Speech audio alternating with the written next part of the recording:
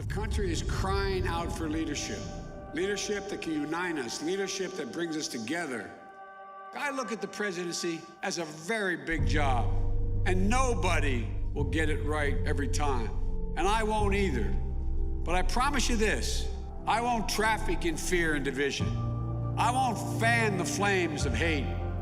I'll seek to heal the racial wounds that have long plagued our country, not use them for political gain. I'll do my job and I will take responsibility. I won't blame others. But I promise you, this job is not about me. It's about you. It's about us. To build a better future. That's what America does. We build the future. It may, in fact, be the most American thing to do. This is the United States of America. There's never been anything we've been unable to do when we set our mind to do it, and we've done it together.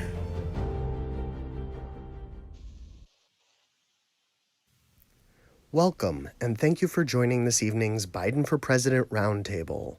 Please welcome our moderator, Don Cheadle, and Vice President Joe Biden. Good evening, everyone. It is great to be with you, albeit virtually. We've come together this evening with the Vice President and some very exciting young people who will be inheriting the mantle, so to speak, and are the future of this country. And we've come together tonight to ask the Vice President some questions as we are all dealing with, obviously, the issues of today that are very pressing on our minds, what we're seeing happening in our streets, what we're seeing happening not only across the country, but across the world, and how it affects us, and what can we be doing in the future to move the conversation forward, to move the society forward. And with the Vice President, who is hopeful to be the next president, as are we, clearly he wants to hear from us and he wants to hear from you. So no further ado, I would just like to say welcome to all of you, and hello, Mr. Vice President. How are you doing tonight? I'm doing well. Thank you for doing this. Yes, I'm glad to be doing it, and I'm glad that we could come together. I want to mostly get out of the way and let this esteemed panel that we have dig in and ask you the questions that they want to ask you, and really hear your guys back and forth, because we need that right now, very, very desperately. But I would just like to start off by asking you, who has seen all of these changes happen across many, many years. This is unfortunately a cyclical thing that we have seen, the institutionalized oppression that seems to somehow kind of abate in a way and then come back full force. And now that we are seeing these things with cameras, we see with video that instantaneously goes around the world, we can see a lot of the things that people in the Black community have been talking about for many, many years every day, unfortunately, and in these last several weeks, all too often. So in this environment, in this atmosphere, how do you keep optimistic? How are you looking forward to what we can do together and not looking backward toward the things that we have been unable to accomplish? Well, you know, George Floyd's last words spoke to a nation where the color of your skin dictates the safety in your future. And it's long past time that these words have to be acted upon. Look, just let me make something clear. I'm a white man. I think I understand, but I can't feel it. I mean, I feel it, but I don't know what it's like to be a black man walking down the street and be accosted, be a black man walking down the street, be arrested, be a black man walking down the street, and God forbid something worse happen to me. You know, if we just let this wound scab over again, it's never going to heal. As I said, George Floyd's last words didn't die with him. They're echoing all across the country. And I think they speak on to a nation where you have over 108,000 people have lost their lives to a virus now. 40 million Americans have filed for over 40 million for unemployment. And a disproportionate number of the coronavirus cases and job losses are in the African-American and Latino communities. As a matter of fact, Latino community even have a higher unemployment rate, lost jobs. The moment, it seems to me, it's a wake-up call for everybody, for all of us. And the moment I think has come for our nation to deal with this systemic racism, to deal with the growing economic inequity in our nation, and to deal with the denial of the promise of this nation for so many.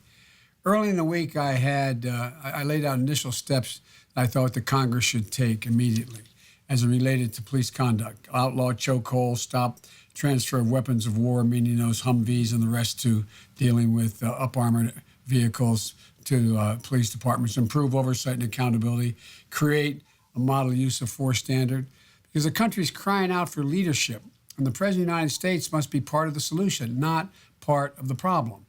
And it's my commitment to all of you as a president, I'm going to lead on these issues and I'm going to listen. And let me just say, you asked why I'm optimistic still. I'm optimistic because one of the things I learned is that, you're not as old, but we're older, that I thought we had made enormous progress when we finally elected an African-American president. I thought things had really changed. But what I didn't realize is what the historian says is that it's a constant pull and tug in America. America is not a fairy tale. The Constitution is not a fairy tale. It's a constant struggle between good and evil as to who is going to prevail. And, I believe in my heart of hearts that we can overcome. And if we stand together and finally as one America, we're going to rise stronger than we were before. But here's the deal. You can never, I'm going on too long, I apologize. Let me just say this way. This is what this is for. One of the things that I think is important is that I thought you could defeat hate. Excuse me. I thought you could defeat hate. You could kill hate. But the point is you can't. Hate only hides. And if you breathe any oxygen into that hate, it comes alive again. And the words of a president matter. And when I saw those folks, I hadn't planned on running for president again, Don, for real. But when I saw those folks coming out of the fields in Charlottesville, carrying those torches and chanting the same anti-Semitic bile they chanted in Nuremberg and in Berlin and in Germany, in the 30s. And then a young woman was killed there, accompanied by white supremacists. And the president was asked, what do you think? And he said something no president has ever said. He said there were fine people on both sides. Right. The point is, this is a constant struggle. We have to constantly fight it, though. As Martin Luther King talked, that arc does bend toward justice. But you gotta fight it. You gotta fight it. We'll never be defeated. And this is a case where I think as we move as one, and I think the American people are ready to move, Black, white, Latino, Asian, I think they're ready to move. We can, in fact, push it back, and if we stay vigilant. I really am hopeful, especially with the generation of young people we're going to hear from today. Their generation is the most engaged, least prejudiced, most open, most well-educated generation in history. So I'm hopeful. Correct. Well, I want to be hopeful too, and I'm hopeful, and I have kids. They're 25 and 23, and we've all been in the streets together. We've been in these protests, and I am very proud of them. I hope they're proud of themselves that they have taken this on and understand that this is, as you say, a fight that will continue, and that you can't really ever take a day off or think that you finally arrived at some place. You have to constantly be vigilant and keep it moving.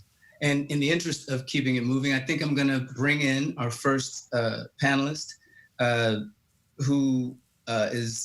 first panelist is Nyla Cobb. And I would just like to have her introduce herself, share her story, and ask whatever question she has of you, Mr. Vice President. Nyla, take it away. Hey, Nyla. Hello. I want to start off by saying thank you for inviting us to this town hall and giving us the opportunity to speak with you. Like you said, I'm Nyla Cobb. I'm a student at Temple University studying political science and public relations. I'm a digital organizer with the campaign and president of Temple Students for Biden. And I'm from Harrisburg, Pennsylvania, and I've seen a shift within my community. Mr. Vice President, Black and Brown people are under attack in this country, currently and have been historically. We're disproportionately impacted by COVID-19 and the subsequent economic downturn. As a college student, I personally feel wronged by the current administration handling current administration's handling of the COVID-19 pandemic. This was preventable, and we were all let down. The quarantine and the stress of it all, it has been maddening, not knowing if I would fall ill or losing someone that I love, and then the death of George Floyd. Mr. Vice President, in addition to this pandemic we're all facing, there's a great fight we've now been forced to meet head on in our communities across the country. As we've seen with these protests, people are fed up. What do you say to those who are extremely frustrated, who are calling for police reform and seeking justice for George Floyd, Miss Breonna Taylor, and for many others who have been victimized by an abuse of power carried out by the police in their communities? I say I see you, I hear you, and I'm angry as well. But we have to turn our anguish into purpose and use this moment to finally drive real change to our laws and our institutions and our culture. You know, as I said, history teaches us that out of some of our darkest moments, we've made our greatest progress. Reverend Barber said it, I think, best. He said, in the morning, meaning when you mourn, we find hope. In the morning, we find hope. We need an era of action that reverses systemic racism, and it's long overdue, and with concrete changes. I can't wait until I'm president to get started. We have to urge right now, though, we have to move. We have to urge Congress to take action now. No excuses, no more delays. Outlaw chokeholds, stop transfers of weapons, I said, destruction to police departments, improve oversight and accountability, create a model use force standard.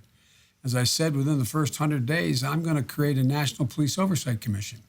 And the vast majority of police are decent and honorable, Black and white and Latino. And they, in fact, are worried about the culture as well. I've long believed that we need real community policing, meaning that they have to get out of their vehicles, know the people in the communities. We need to review our hiring practices, our training practice, our de-escalation practices, and hold bad cops accountable.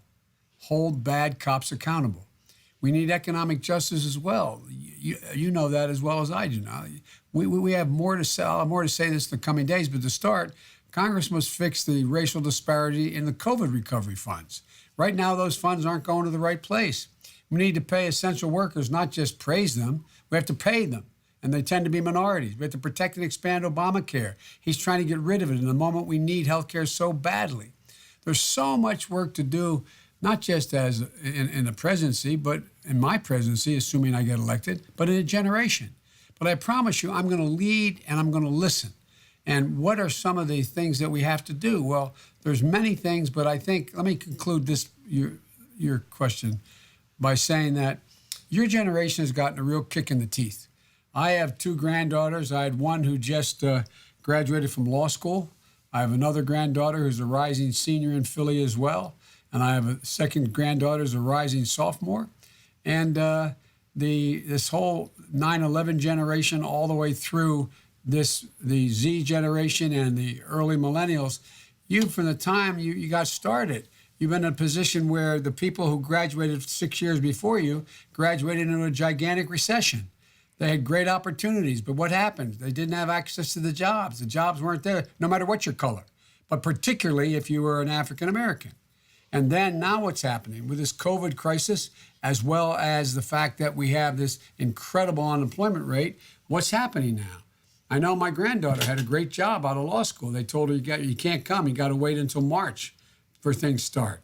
I mean, no graduations, be in a position where it just put your generation in a place where there's reason to be concerned and angry, well beyond, but including dealing with systemic racism. And I think the country's ready because the blinders have been kind of taken off, and they've seen the people who have been carrying the rest of the country on their back have been what we now call essential workers. People in minority communities, people who are driving everything from disinfecting operating rooms to the nurses, to making sure that the grocery stores are open. They're not only the people who are carrying us in their back, they're the people dying. And people didn't know it before. They didn't know it before. So I think they're ready to deal with some of the systemic problems, starting with systemic racism. I really believe They're ready for us to move. And I think we have a gigantic opportunity to create real opportunity in the next 4 years. Well, something that's happened here in Los Angeles, the mayor has decided that he's going to reappropriate $150 million from the police department to communities of color that are suffering. And do you think moves like this, things like this, could be used across the country? Are you behind these kinds of programs? The answer is, I know Eric. He's a first-rate. He's one of the co-chairs of my campaign, as a matter of fact. He's a first-rate mayor. And I think it makes sense. Some places they're short on having enough people to cover the community. Others, the police departments have a lot more than they need.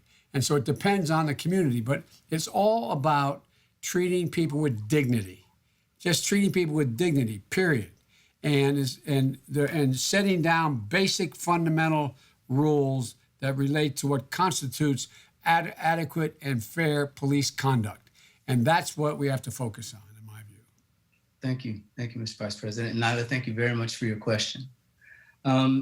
Next, we would like to hear from Ryan Wilson. Ryan is from Atlanta, Georgia. He's a small business owner. And I would like to hear his question as well. Ryan, take it away. Mr. Vice President, it's good to see you again. Good to see you, man. As we've discussed, I'm from Atlanta, and I attribute a lot of my success to being from this city. I spent a little bit of time in D.C. I went to Georgetown for undergrad and for law school, but I eventually came back to Atlanta because I wanted to start a business that was centered around people, around community. I was inspired by another tragic incident in our country's history, the death of Trayvon Martin. And together with one of my college roommates from Georgetown, this business has flourished because of our focus on bringing people together. What's special about the Gathering Spot is that we're more than a space that tolerates Black folks, but really celebrates them.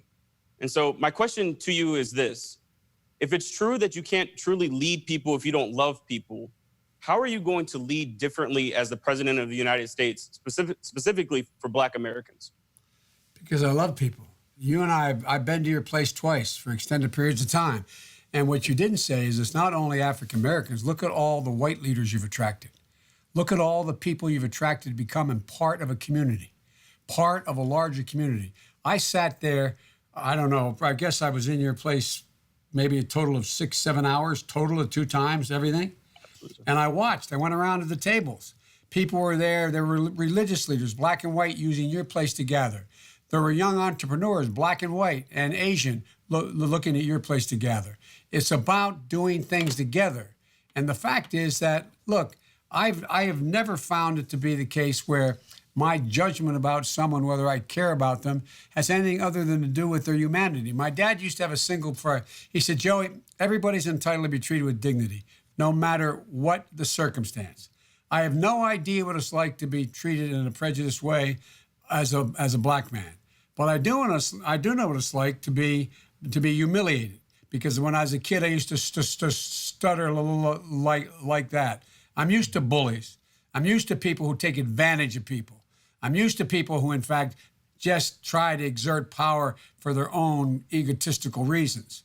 And so that's the part of me. In my household, you could never, ever, ever, ever, ever say, you get in a fight with somebody, you could never say anything about them that was true. You couldn't say if they were 300 pounds, you couldn't say you're fat. You couldn't say you're skinny. You shouldn't say you're short. You could say if they're brilliant, you could say you're dumb. If they're what, but you could never say anything that they had nothing to do with having to have put upon themselves. And so that must have made you a very creative sparrer, I guess. You had to come up with a lot of quick things to say that weren't true. Yeah, you did. But all kidding aside, Don, I mean, if we ever turned and said something, if somebody was homely and they did something really mean and you said you're ugly, you'd be in real trouble in my house, for real. None of my kids, my grandkids, or any, it's a tradition in our family, because you know what it's like to be victimized. Not like I'm not equating it to being a Black man, but I'm equating to realizing who it is you care about. Everybody. You know, I really do believe, I mean, I don't want to proselytize, but I do believe we're all God's children for real. I really believe that. And I believe we're all created equal. The problem is, are we all going to be treated equally? It's about being treated equally. The President of the United States must be part of the solution, not part of the problem. I'm not going to fan the flames of hate. I'm going to speak to heal racial differences. Look, let me conclude this by saying, and because I want to get in a larger conversation with everybody, conclude it by saying this. I think that if you think about it, the words of a president matter, no matter who the president is. A president of the United States can send a nation to war. It can bring peace. He or she can make the market go up or down. He can also he can encourage people to do bad things. What he or she says. How many of your friends do you know have children who, when the president comes on there, they pull them away from the TV? Right. Not a joke. Think about it.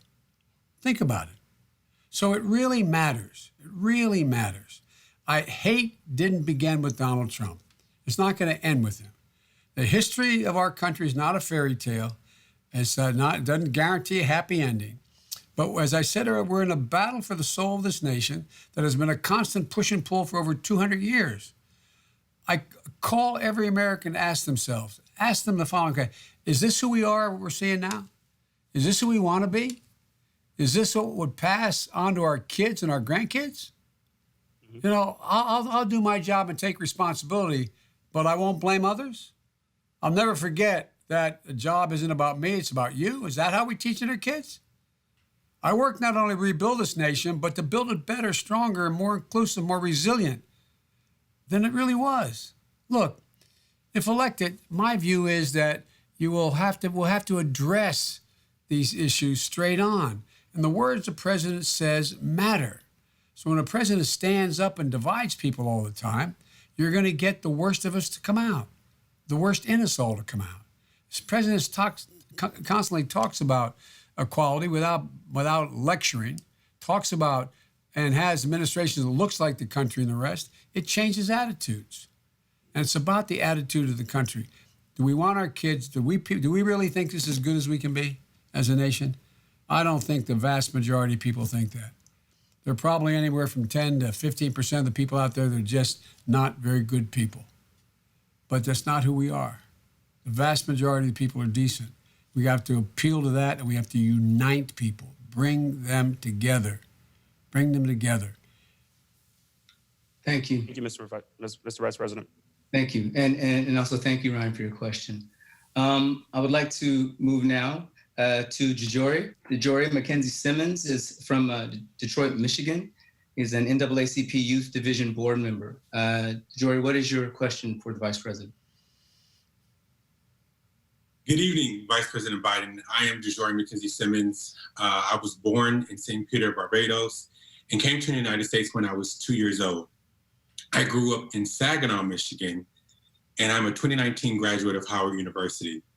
Sir, I remember when you came to Saginaw, and some years after that visit, in 2012, my hometown witnessed the brutal killing of a Black man whom at the time was a vagrant. He posed no threat in the situation, and the police shot him 46 times, and no justice was served. His name, Mr. Vice President, was Milton Hall. That injustice sparked me to do something, and I joined the NAACP to be an advocate for equity and justice. That event also solidified my decision in attending an HBCU. In these times, my HBCU served as a sacred ground for healing, intellectual growth, and a space to further develop my identity as a Black man in this world. Education and job opportunities are important to Black youth. So I ask you, Mr. Vice President, what are your goals to sustain Black educational institutions, and how will you ensure that HBCUs are provided adequate federal funding? Look, historic Black colleges and universities have done so much with so little. That's why I proposed for over a year, I'm going to invest $70 billion in HBCUs and minority-serving institutions. And I'm going to ease student debt crisis that particularly impacts now on African Americans. Historically, Black colleges and universities play a vital role in their communities and in the country. They educate more than their fair share of low-income and first-generation students. My state, Delaware State University, graduates nearly half of our state's Black college students. And by the way, the president of Delaware State University used to work for me now. He was on my staff, and I encouraged him to move on, and he's now the president of Delaware State University. And I spent a lot of time at Howard, as you may know, at Howard University as well. They've done so much with so little, but severely under-resourced for much too long. Now, as president, I'm going to make sure HBCUs get the funds they deserve. Invest over $70 billion in research centers to tackle challenges from climate change to cancer, high-tech labs and facilities, internships and other programs for graduate students. Look, one of the things that happens is if you take a look at the state universities, the University of Michigan or whatever state university where an HBCU is, you take a look at them, the reason why they compete for billions of dollars in government contracts. And the government contracts to deal with major issues that relate to the future and training the best high-quality people and technology-savvy people in the world. So what we did, by the way, in our administration, we took money that we went down, for example, to deal with the whole issue of what we're going to do with with what's going on in terms of the illegal eavesdropping by the Chinese and the Russians and others on the American system and how we're going to deal with it. So we went down and provided money to set up laboratories and to graduate people out of a HBCU near Roanoke, Virginia. And what are we doing? What are we doing that for? So they'll have an opportunity to have high-paying jobs when they get out in the sciences. University of Delaware does a lot of work. They have millions of dollars in contracts dealing with metallurgy to develop high-end and very lightweight steel. So, for example, metallurgy that relates to allowing aircraft carriers to have thinner decks, they can go faster but still handle the plane. There's all kinds of medical research as well, but they need the laboratories and the infrastructure because you don't have the endowments for that.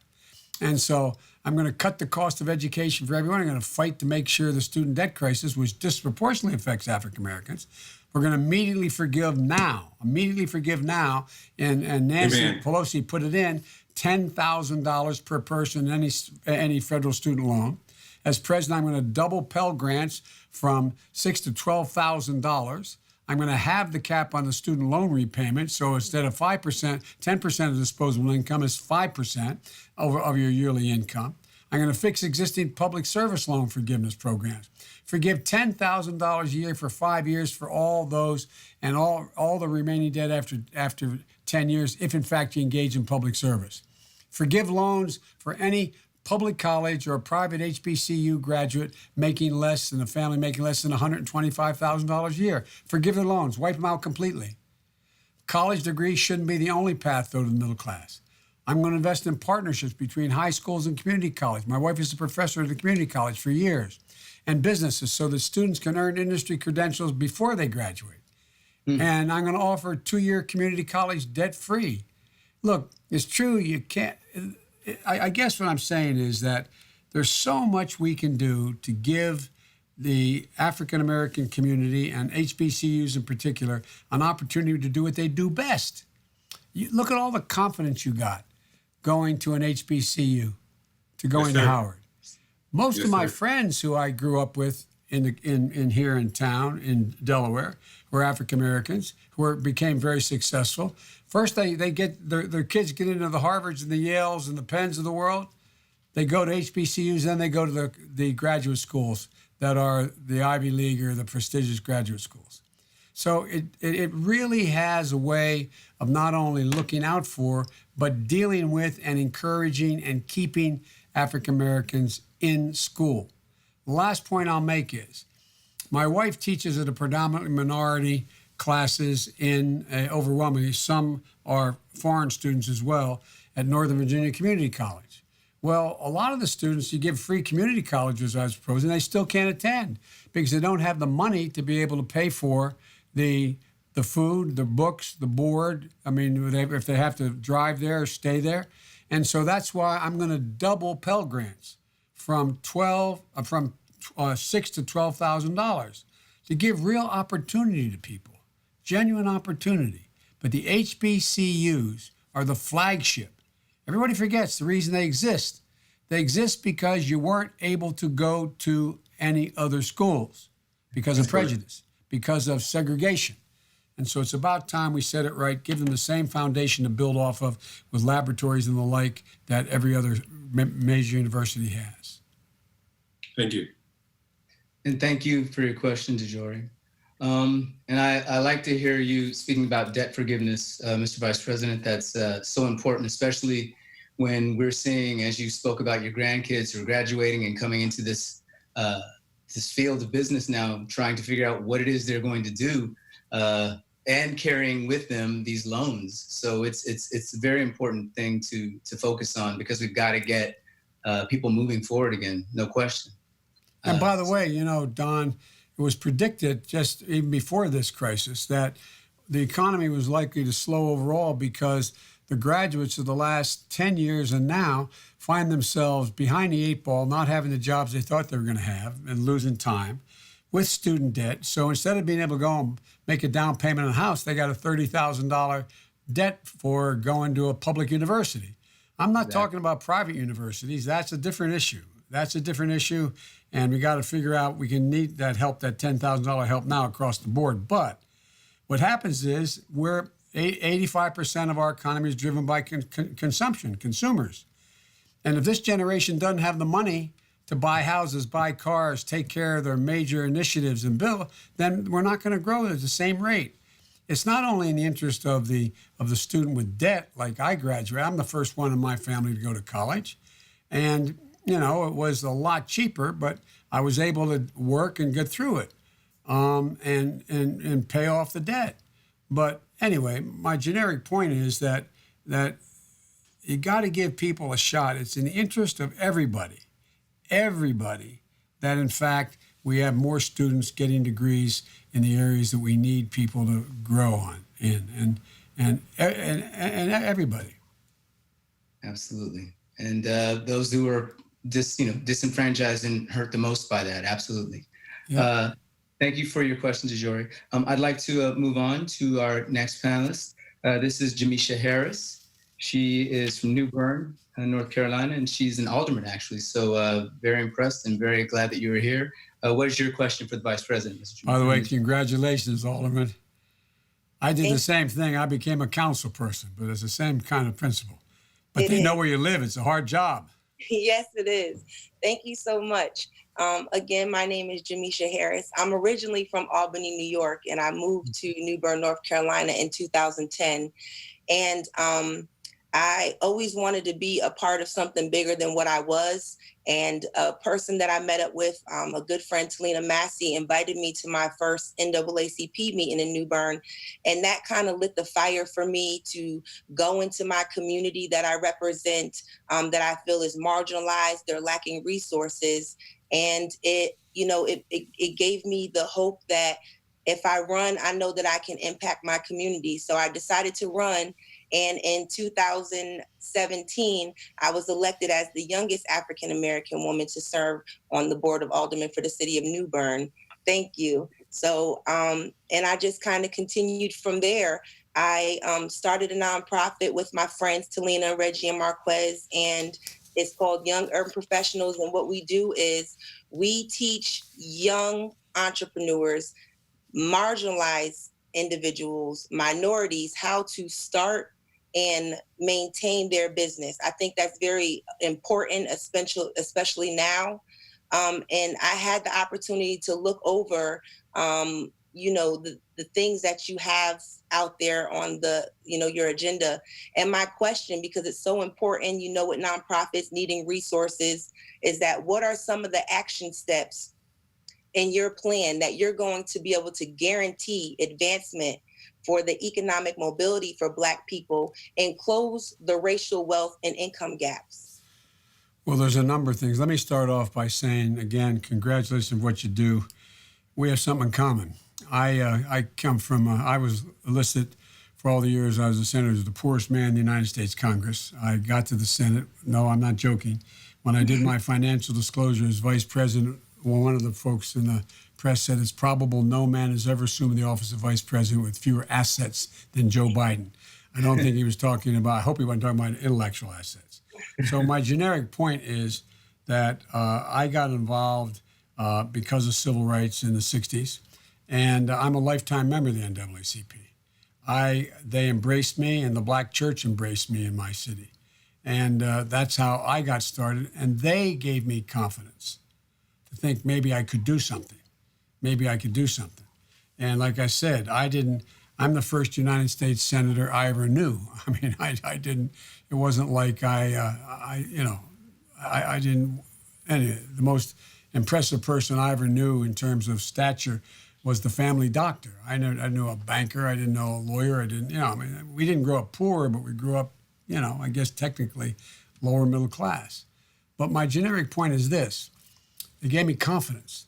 They gave me confidence that maybe I could change things, and maybe change things a lot. I remember there's a film somebody did about me, and it said that had a picture of me with my mother, and my mother asking what I wanted to do when I grew up. I said, I want to be somebody. I want to make a difference.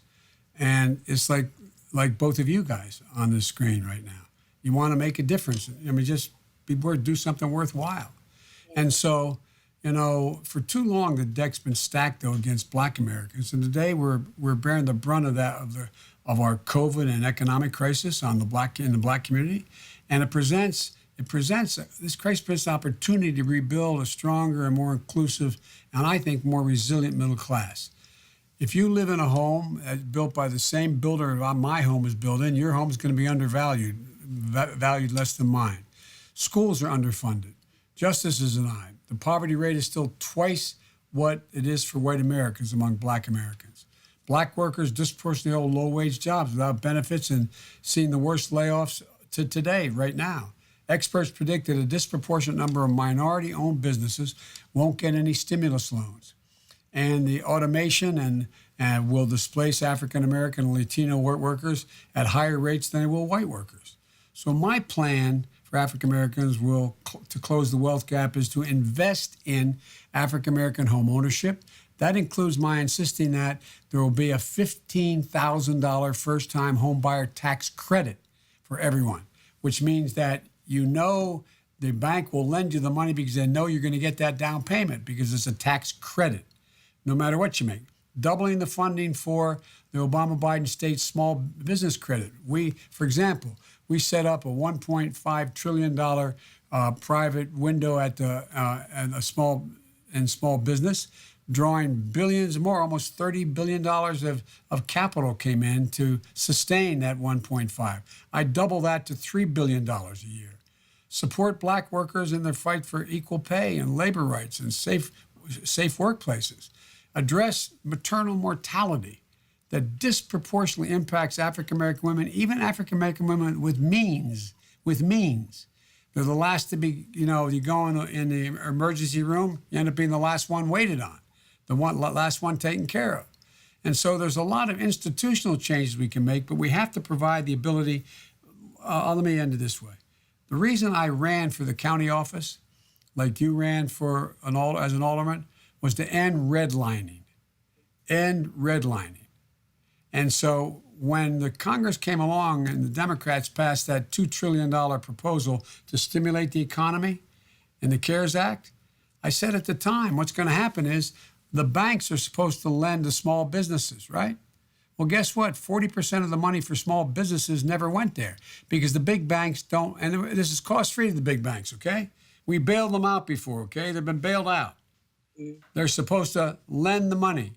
They weren't willing to lend money to small businesses because unless you had an account with them already, you had credit with them already, you had a credit card. That wasn't the way it's supposed to work. We have a Main Street business loan program that has billions of dollars in it. Not one penny has been loaned out yet. Not one. Not one penny. Not one.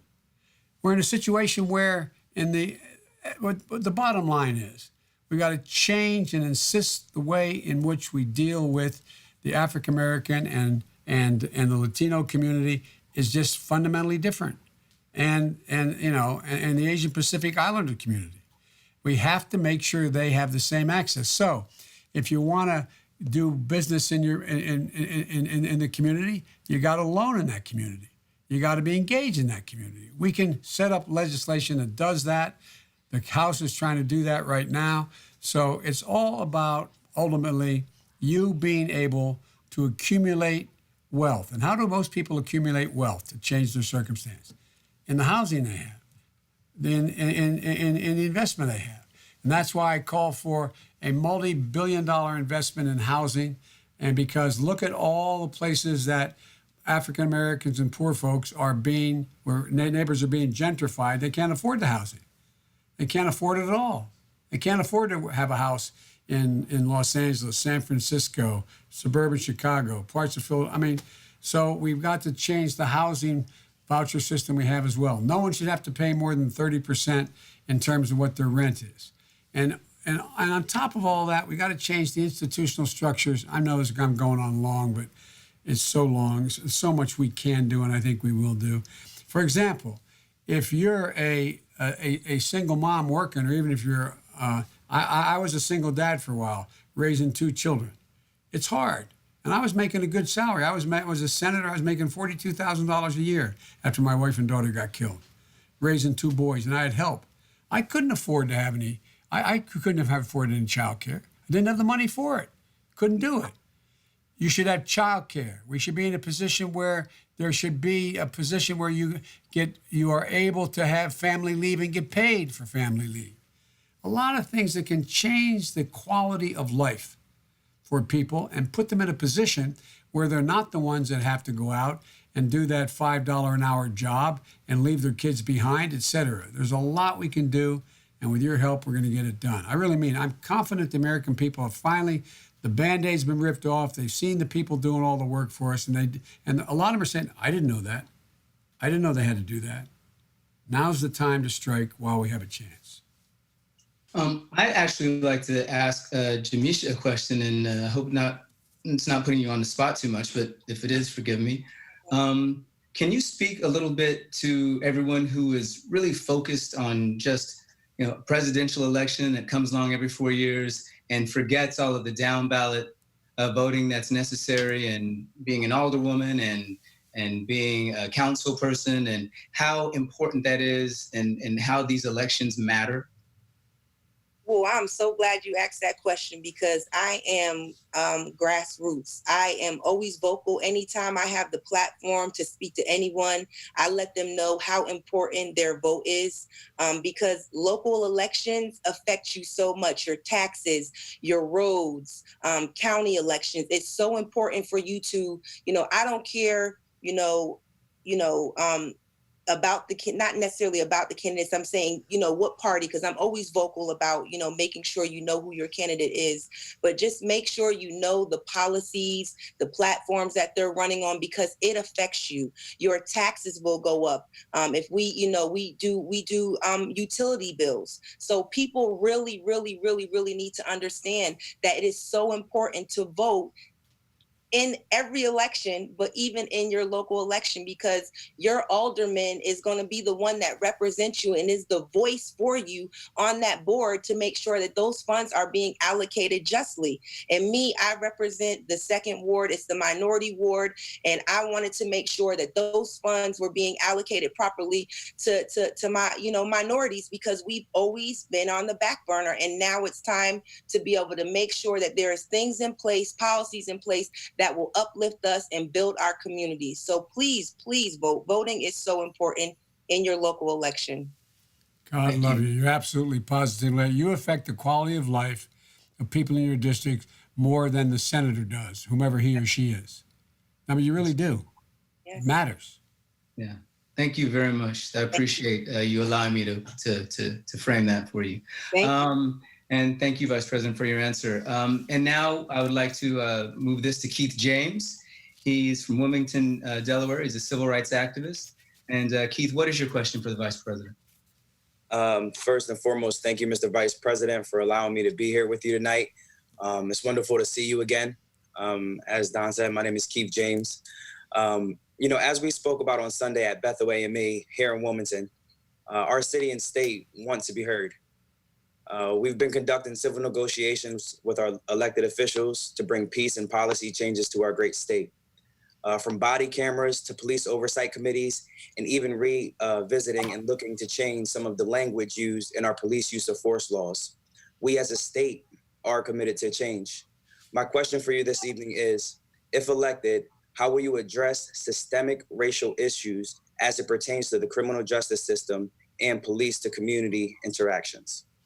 Well, first of all, I want to tell you about this young guy. He is a very talented fellow. My daughter is a social worker. My daughter ran the criminal justice reform operation here in Delaware. She has her master's in work, and Keith wrote a really good book, and she's so honored, and so am I. He dedicated to her, to Ashley Biden, and I want to thank you for doing that. You got it right. You figured out who the really smart Biden in the family is. It's Ashley. No, I really mean it, so thank you. Now, look, Keith, here's the deal. The federal government can do a lot to affect policy at a local level, but it ultimately is affected at the local level. It's ultimately affected. I know you're running for the Senate, and you know a couple of the folks who work with me as well are now sitting senators in the African American community. And I, as a federal official, cannot tell the state that it can or cannot do certain things. For example, of all the people behind bars in the United States of America, 93 out of 100 are behind a county prison bar or a state prison bar. And so what Barack and I did, we worked like hell to get 39,000 people out of federal prisons. And what I'm proposing is we provide for incentives to get the states to reduce their prison populations. For example, no one should be going to jail for a drug abuse problem. They should be going into mandatory rehab. That's why I wrote the bill that required that there be drug courts. We don't need to build more prisons. We need to build more drug rehab facilities, mandatory rehab facilities, because drug is a problem, and it's a problem for the person who has the addiction. 2, we should make sure that when anybody gets out of jail, we can't dictate this. We can do this for for federal prisons, but I'm going to try to incentivize states to do it by giving them extra money. Anyone who in fact gets out of prison and is served their time should automatically be eligible for every program that exists in the federal government. Right now, they can't get a Pell Grant to go to school. Right now, they can't get public housing. Right now, they can't go. I go down the list. They're denied every single thing. And I've made these speeches in the Gold Ballroom to the big high-paying business guys. I tell them it's in their interest that we pay money and our taxes to see to it that someone can be rehabilitated. Right now, all that happens is you get out of prison, you get a $25, you get $25 and you get a bus ticket. You end up under the 3rd Street Bridge. That's what happens. But if you're able to come out and qualify to go on and get a student loan to go because you qualified to go for free to Dell State or to community college or wherever you are able to get into, and you can get Pell Grants at $12,000 a year, you can begin to build your life. If you qualify for, and we also should be in a position where anyone convicted, for example, of a marijuana conviction, automatically that should be expunged. So when you get asked a question, have you ever been convicted? You can honestly say no, because you have to put it down now on a job application. Right. There's a whole range of things we could be doing. Why does it not make sense that since we know one thing that all criminals have, quote unquote, convicted people have in common that go to jail on balance, regardless of their race, is they're not very good readers. They don't have much of an education. And they tend to, if they're violent criminals, have come from a family where they were physically abused or they saw their mother abused. Why does it not make sense to deal with those problems while they are in prison? Why not have drug rehab in prison if it's another crime for which you went, but you have a drug problem? That's not why you're there. Why does it not make sense? I think you may have helped Ashley try to get the provision passed where she got the criminal justice outfit to buy a tire store, train people in prison to know how to change and fix tires, retread tires. Buy the facility, the state buy the facility, train them while they are there so they have a job waiting for them when they get out. Why don't we do that? We're spending money the wrong way. We shouldn't be building any more prisons. And that's why I opposed the provision in a bill that I had passed that provided more money for state prisons. No more federal prisons, state prisons. We should end all mandatory sentences. It makes no sense. And so there's a lot of things we can do, and we can do it now. But I know you know this because I know your activity. I know your interest. And keep it going. Keep it going. Because I tell you, no, I really mean it. You can change things. You can genuinely change things. The truth is we can't afford to wait. The country needs solutions now, and the problems that exist now, I urge the Congress to take these actions immediately and urge young guys like you to get involved and start at a state level the same thing. It's the same thing. There's so much more to say, but I've already said too much. And can I ask you a question? Yes, sir. What do you most get asked about in the community now? I met you down East Side at Bethel with Reverend Beeman. I've seen you before. You know, it's one of my old haunts that I remember. When you're together with people your age in the neighborhood, what are they talking about now? I mean, for real, practically, not generically. Just, you know, what concerns them most? To be honest with you, they ask me questions like, do you really think you can bring change or change this system? And I respond to them, yes, because people like your daughter, Ashley, who took me under her wing. And one of the things she told me was, write a book you will want to read. And that's why I dedicated it to her. People like the J.J. Francis's of the world, who just help us to be better as a community. So I answered yes to them each and every time they asked me that. But it's hard for them to see it because our system has been broken for some time. And I understand that, and I understand why they have distrust in the system. But it's my responsibility and my commitment to make sure that we restore hope in our communities. And that's why I'm doing what I'm doing. Because you see what happens when the system breaks down. Yes, sir. This guy deliberately broke the system. He thinks government is bad, Trump. The reason it doesn't work, he thinks it isn't designed to work. He doesn't know how to make it work. It's all about breaking it down. And it started with the Reagan era. Government is bad. Your problem is government. Well, let me tell you, wealthy people don't need government to protect them. But poor folks, white, black, all colors, all backgrounds, they need the government to protect them. Otherwise, they get taken advantage of. It's just about power. The ultimate sin, my dad used to say, the greatest sin of all is the abuse of power. Abuse of power, whether it's economic power, political power, or physical power. It's the abuse of power. And that's why we need young men like you and young women on this call to be engaged in the politics of changing what's happening in the street. It really does matter. Now, look, I don't want to paint this all rosy. Let me conclude by saying, look, the act of protesting should never be allowed to overshadow the reason for the protest. The act of protesting should never be allowed to overshadow the reason for the protest in the first place. And what I worry about tomorrow night in Wilmington, for example, there's a lot of really good people. I'm not going to be here. I'm going to be up in Pennsylvania. But tomorrow night, what I worry a little bit about is you and many others are going to be out there protesting legitimately for change. But we can't allow the protesting to overshadow the purpose of the protest. So there's going to be a lot of folks who are going to want to cause trouble. Some cops, but some folks too. And so it's going to take young leaders like you to begin to change things in the city again and get re-engaged in the city. An awful lot of people, Don, did very well. The guys I grew up with, everyone from Lafayette Jackson to Spencer Henry, all these guys who I grew up with became very successful what they did.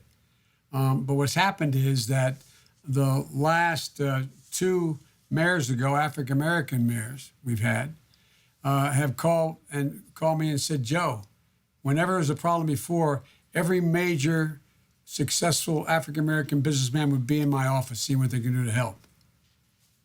Problem is, you tell them, they're not in the office anymore, a lot of them. Yes, sir. They're not being brought back in because they've said, I'm not, I've got other things I got to do.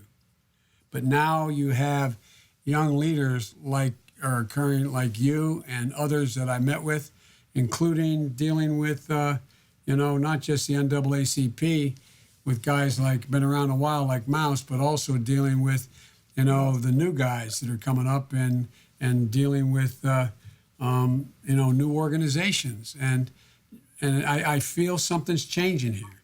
It's starting to move again. And Yes, sir. And I think you're going to be part of that. Yes, sir. You have my commitment that that we're going to do everything we can to keep the peace tomorrow. I trust the leadership that's out there. I trust the leadership of our police department and of our mayor and of our governor. So we're going to do everything in our power to keep the peace. And I'm sure we're going to have a great night and policy changes coming soon. As a friend of mine used to say, from your lips to God's ears. Yes, sir. Well, thank you very much for your question, Keith. And I would just like to thank all of you for being here and everyone who's watching. This is important. I hope this is not the last time that you convene a panel in this way, that we have young people who can ask their questions directly to the Vice President. And we can look forward to engagement like this as we move toward November and obviously beyond, irrespective of what happens, although I know everyone on this call hopes for one eventual outcome. We have to keep pushing no matter what. So I want to say thank you to Nyla, thank you to Ryan, thank you to Jory, thank you to Jamesha, thank you, Keith, and of course, thank you, Vice President, for being here, and thank you all for convening, and keep fighting, stay safe.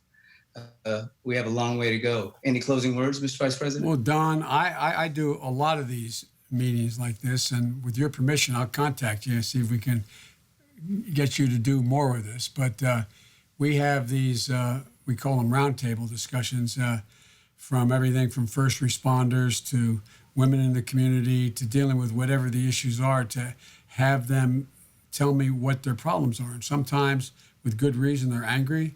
They don't think that I've proposed enough to get things done, and they may be right. But what I found is I learn from them. What I find is that there is an emerging new sense of the need to be engaged, to be involved, to be to make things just a little bit better. And we can make it a lot better.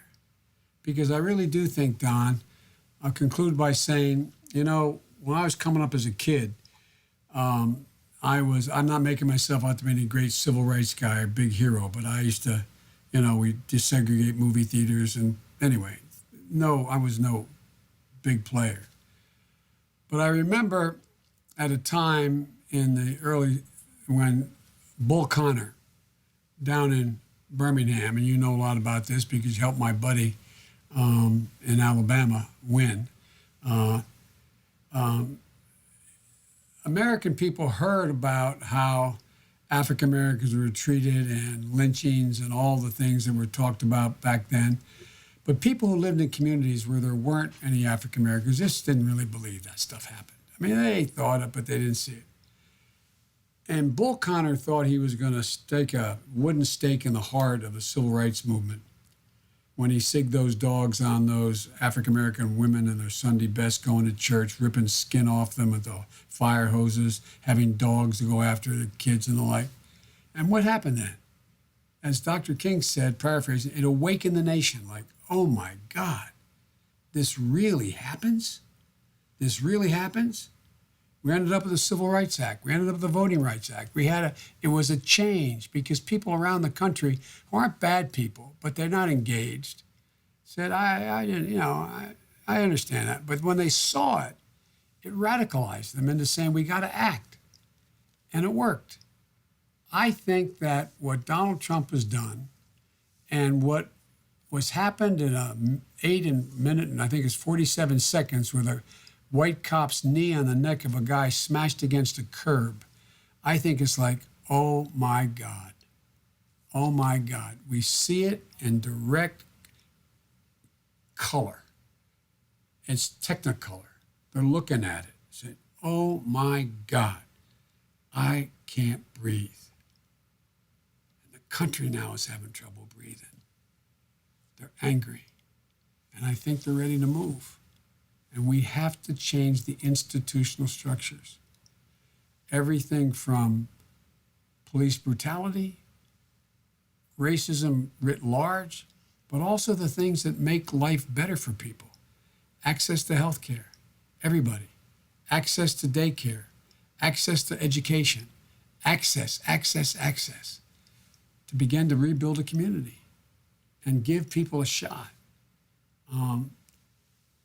Anyway, I'm sorry, but I feel pretty passionate about it. And again, if I have the passion, I can only imagine how you feel. I can only imagine how you feel. Well, we hope to be able to use the passion to organize a better way forward. And hopefully when we have a new president in the White House who shares that passion that we have and that anger and that unrest, we can find ways to use the alchemy of the system where it is and where it can be to get some of this legislation passed that will start to break down these systematic and institutionalized structures that have brought us so much pain for so long. You may remember when they asked me to campaign down in Alabama, they said, what do you want Biden in Alabama for? Okay? Well, guess what? We're going to win back the United States Senate. We have to win the United States Senate back. Absolutely. Georgia, Florida, North Carolina, Arizona, places we hadn't been able to compete before. We're going to win back the United States Senate. That's going to change the ability of the next president to be able to make real change. From your lips, as someone said, from your lips to God's ear. Yeah. Well, thank you very much. And we'll do this again, team, I promise you. Well, thank you. We're going to hold you to that. Oh, guaranteed. All right. Thank you. And once again, thank you all tonight. This has been a great conversation, and I look forward to having many more. Everybody stay safe out there. Social distance and wear your masks. Wear your masks. Wash your hands. Don't touch your nose.